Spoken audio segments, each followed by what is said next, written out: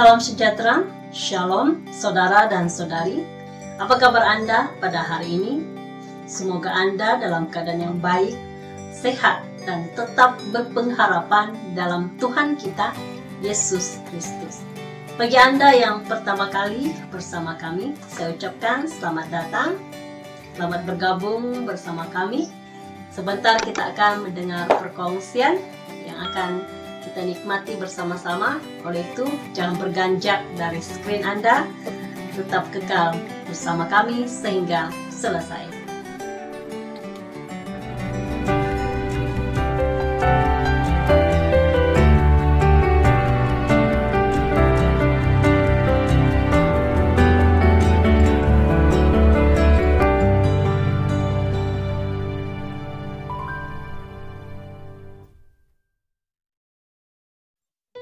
Tema renungan firman Tuhan pada kali ini yaitu hal kerajaan sorga ataupun hal kerajaan Allah, ya. Apabila kita sebut hal kerajaan sorga, itu merujuk kepada hal kerajaan Allah dan sebaliknya. Isi keseluruhan ajaran Alkitab yaitu hal kerajaan sorga. Dalam Perjanjian Lama kita tidak menemukan tentang perkataan kerajaan Allah ataupun kerajaan sorga, ya, tentang hal kerajaan sorga dan kerajaan Allah. Namun dalam Perjanjian Lama kita banyak melihat, ya, banyak membaca, mendengar tentang isi hati anak-anak Tuhan, hamba-hamba Tuhan, para nabi, akan kerinduan mereka, harapan mereka Allah menjadi raja yang memerintah kehidupan mereka, memerintah negara mereka dan bangsa mereka. Dalam Perjanjian Baru, khususnya dalam keempat Injil, kita banyak melihat isi ajaran Tuhan Yesus sendiri yang berisikan hal kerajaan sorga ataupun hal kerajaan Allah. Sorga adalah sebuah tempat, manakala kerajaan adalah pemerintahan. Jadi sorga itu tidak akan berganjak, sorga tetap berada di tempatnya. Namun pemerintahan Allah itu boleh berada di dunia ini, di dalam kehidupan saya, saudara dan saudari, ya. Jadi bagaimanakah kita, ya, boleh memperoleh kerajaan sorga itu? Kerajaan sorga itu, ya, boleh berada di bumi ini, karena kerajaan sorga adalah pemerintahan Allah, ya. Pemerintahan Allah itu boleh berada di bumi ini, boleh berada dalam kehidupan saya, saudara dan saudari, juga di dalam gereja-gereja umat Tuhan yang percaya kepadanya. Apakah itu kerajaan Allah? Mari kita lihat apa kata Tuhan Yesus. Tuhan Yesus sendiri yang menjawab kepada Raja Herodes, apakah bentuk kerajaan Allah itu. Mari kita lihat di dalam Injil Yohanes pasal 18 ayat yang ke-36 berkata demikian. Jawab Yesus, kerajaanku bukan dari dunia ini. Jika kerajaanku dari dunia ini, pasti hamba-hambaku telah melawan supaya aku jangan diserahkan kepada orang Yahudi, akan tetapi kerajaanku bukan dari sini. Jadi bentuk kerajaan Allah itu tidak bisa dilihat secara mata kasar. Ya, kerajaan Allah itu tidak dapat dilihat secara kasar ataupun secara fisikal, tapi kerajaan Allah itu adalah secara rohani. Ya, seterusnya kita lihat dalam ayat yang lain, kita lihat dalam Lukas, dalam Injil Lukas pasal 17. Injil Lukas pasal 17 ayat 21 berkata demikian. Ayat 21, juga orang tidak dapat mengatakan, lihat, ia ada di sini atau ia ada di sana, sebab sesungguhnya kerajaan Allah ada di antara kamu.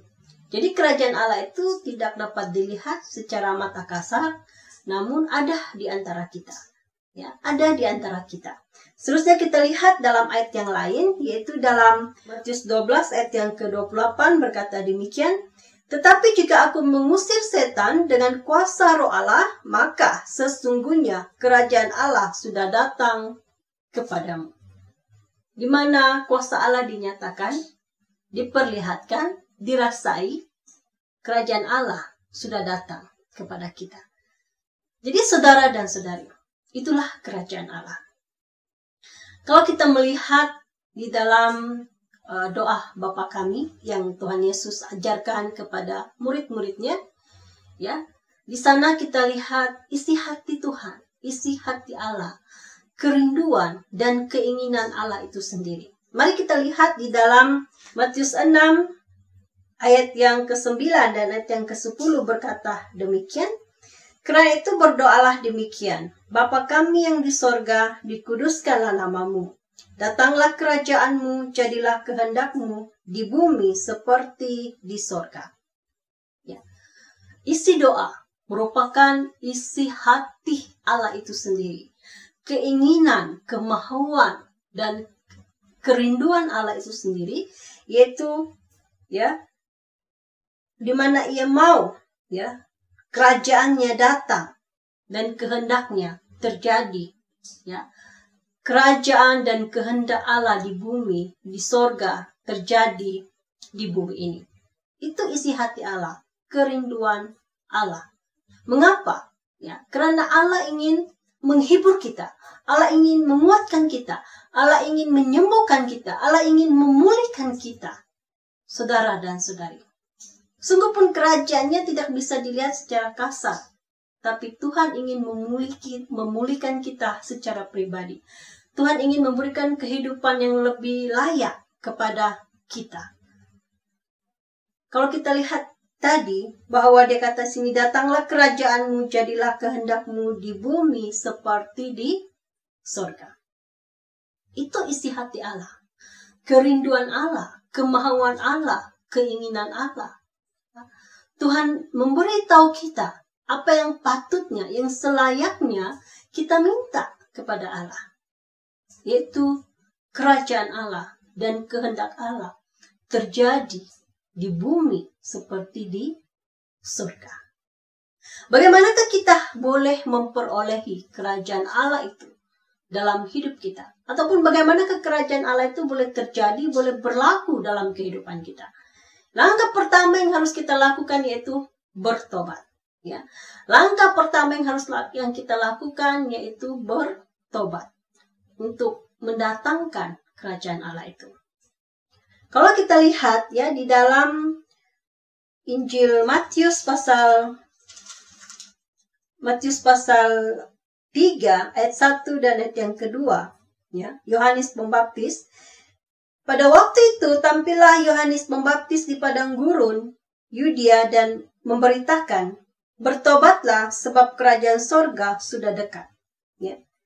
Yohanes Pembaptis juga memulai pelayanannya dengan isi pemberitaan, yaitu bertobatlah sebab kerajaan Allah sudah dekat.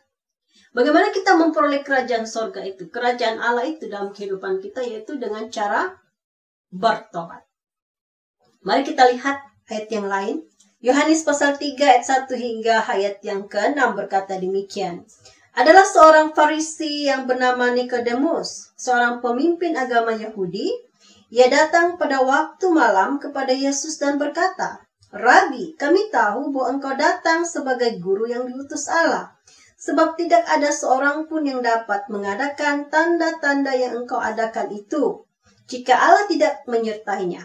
Yesus menjawab, katanya, aku berkata kepadamu sesungguhnya, jika seorang tidak dilahirkan kembali, ia tidak dapat melihat kerajaan Allah. Kata Nikodemus kepadanya, bagaimanakah mungkin seorang dilahirkan kalau ia sudah tua? Dapatkah ia masuk ke dalam rahim ibunya? Dapatkah ia masuk kembali ke dalam rahim ibunya dan dilahirkan lagi? Jawab Yesus, aku berkata kepadamu sesungguhnya, jika seorang tidak dilahirkan dari air dan roh, ia tidak dapat masuk ke dalam kerajaan Allah.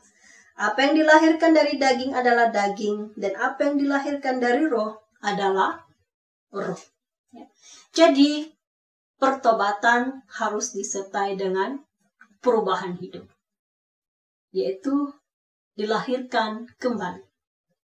Berubah, ada perubahan dalam kehidupan kita. Sebab dalam kerajaan Allah itu ada tuntutan, ya. Ada syaratnya bila kita menjadi warga negara kerajaan Allah, ya. Semasa kita berada di dunia ini. Semasa kita berada di dunia ini, kita lihat dalam Yohanes 15 ayat yang keempat dan ayat yang kelima berkata demikian. Tinggallah di dalam aku dan aku di dalam kamu. Sama seperti ranting tidak dapat berbuah dari dirinya sendiri kalau ia tidak tinggal pada pokok anggur. Demikian juga kamu tidak berbuah jikalau kamu tidak tinggal di dalam aku. Akulah pokok anggur dan kamulah ranting-rantingnya. Barang siapa tinggal di dalam aku dan aku di dalam dia, ia berbuah banyak, sebab di luar aku kamu tidak dapat berbuat apa-apa. Jadi sangat jelas ayat ini memberitahu kita, ya, tuntutan dalam kerajaan Allah untuk menjadi tetap warga negara kerajaan Allah. Tidak cukup dengan bertobat, harus ada perubahan, harus menjadi manusia yang baru. Dan menjadi manusia yang baru bukan setakat 1 jam, 1 bulan, 1 tahun, tetapi harus berterusan, harus berbuah, harus tetap tinggal di dalam Tuhan, dan Tuhan tinggal dalam kita, yaitu firman Tuhan, perintah Tuhan, tinggal dalam diri kita, dalam kehidupan kita, barulah kita boleh berbuah dengan lebatnya, tetap menghasilkan buah dalam kehidupan kita. Jadi itulah tuntutan menjadi warga negara dalam kerajaan Allah, ya. Yaitu carilah dahulu kerajaan Allah dan kebenarannya, maka semuanya itu akan ditambahkan kepadamu, kata Tuhan Yesus. Jadi saudara dan saudari yang saya kasihi dalam Yesus Kristus, betapa pentingnya kita hidup dalam kerajaan Allah. Jikalau kita sudah hidup dalam kerajaan Allah, kita sudah menjadi warga negara kerajaan Allah, ya. Jangan lepaskan itu kewarganegaraanmu. Jangan tukarkan dengan apapun yang ditawarkan oleh dunia ini. Karena dunia ini juga ada juga, ya, menawarkan surga dunia, kata mereka, ya. Di mana surga dunia itu menjanjikan kepuasan seks, ya. Di mana surga dunia itu menjanjikan kepuasan kemabukan, mabuk, pesta arak, pesta dada, ya, kemabukan. Itulah surga dunia yang ditawarkan oleh dunia. Ya, ada orang katakan pergi ke sana, ya, orang sebut sebuah tempat. Ada banyak tempat di dalam dunia ini yang menawarkan surga dunia, kata mereka. Di mana di sana, ya, diperlihatkan para wanita yang cantik, para pria yang tampan, ya, juga insan yang dikatakan punya dua alam, ya. Yang pria berpenampilan wanita, manakala wanita berpenampilan pria. Itulah surga dunia yang dijanjikan oleh dunia. Begitulah iblis coba meniru kerajaan Allah yang Allah tubuhkan, yang Allah laksanakan, karyakan di dalam kehidupan kita. Namun apa yang dunia sajikan mendatangkan penyakit, ya. Ya, mendatangkan penyakit. Bukan saja tidak memperolehi hidup yang kekal di sorga, tetapi juga di dunia ini saja menikmati penyakit dan kesusahan hidup. Apabila manusia menikmati tawaran surga dunia. Jadi saudara dan saudari, jangan salah pilih kerajaan di dalam dunia ini. Mereka berkata surga dunia, tetapi bukan kerajaan surga. Sebab kerajaan surga harus diperintah oleh Allah. Allah yang menjadi raja. Dan bila Allah yang menjadi raja, Allah itu yang memerintah dalam kehidupan kita. Apakah perintah Allah? Tetap tinggal di dalam Dia. Bertobat, berubah, dan tetap tinggal di dalam Dia. Melakukan pekerjaannya. Kasih. Apakah tugas kita, peranan kita yang sudah menjadi anak-anak Tuhan? Yang sudah menjadi warga negara kerajaan Allah. Kalau di dunia ini berusaha menjaga negaranya. Kalau boleh dia tidak mau orang asing menjadi warga negara dalam kerajaannya, dalam negaranya dengan begitu mudah. Ya, harus ada prosedurnya. Ya, kalau mau menjadi warga negara dalam negara dia. Tetapi berbeda dengan kerajaan surga. Kerajaan surga mengajar saya, saudara dan saudari. Apabila kita sudah menjadi warga negara kerajaan Allah, kita harus mencari sebanyak mungkin, seramai mungkin orang lain, jiwa yang lain untuk sama menjadi seperti kita punya kewarganegaraan di kerajaan surga. Di surga, di dunia ini saja kita sudah menjadi warga negara. Itu kita harus memberitakan kerajaan surga.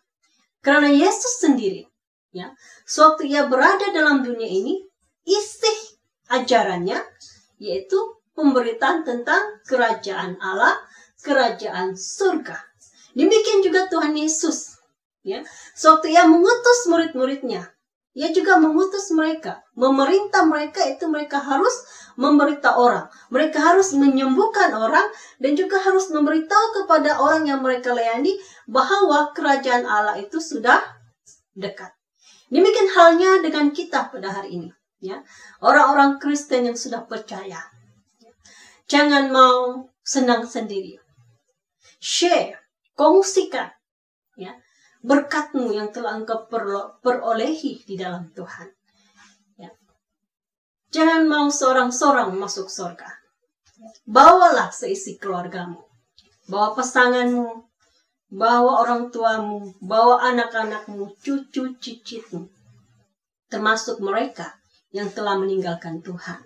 Jika Anda terbatas, tapi Tuhan tidak terbatas, setia membawa mereka di dalam doamu. Ya, biar Tuhan lakukan pekerjaannya. Jikalau kita terbatas, tapi Roh Tuhan tidak terbatas untuk mengunjungi dan melayani mereka. Oleh itu, saudara dan saudari, mari kita mengabarkan, memberitakan kerajaan Allah. Gereja-gereja juga, ya, harus memberitakan kerajaan Allah kepada mereka yang belum mengenal. Artinya harus ada penginjilan. Gereja yang hidup yaitu menginjil, mencari jiwa-jiwa yang baru, ya.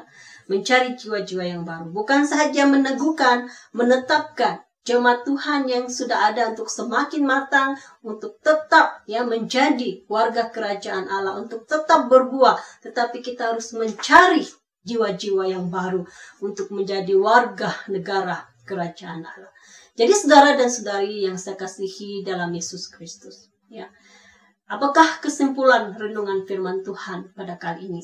Kesimpulan renungan firman Tuhan pada kali ini, ya, bahwa isi perintah Allah sesungguhnya yaitu Allah ingin kerajaan surga, kerajaan Allah itu nyata, wujud, terjadi dalam kehidupan kita, dalam gereja-gereja pada masa kini. Dan jangan lupa untuk memberitakan,